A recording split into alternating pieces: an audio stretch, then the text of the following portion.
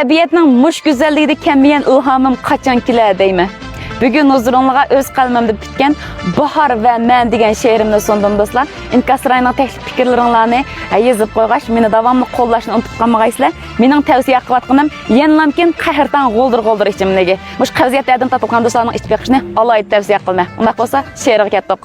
Bahar payzi yer osmonga taraldi.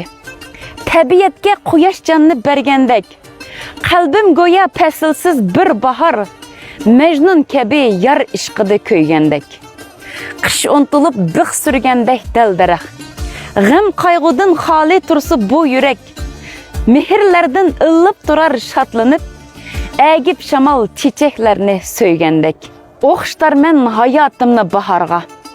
Baharg'ila tashna bo'lib o'tgandek. Baharimning qadriga qinib yetkicha, bahar manga sezdirmasdan ketgandek. Fasllarga agib yana kelar bahar. Har yili janubdan qushlar kelgandek.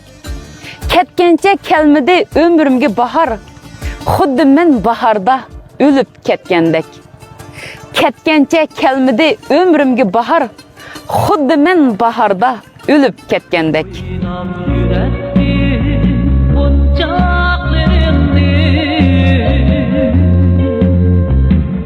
Sevgi köken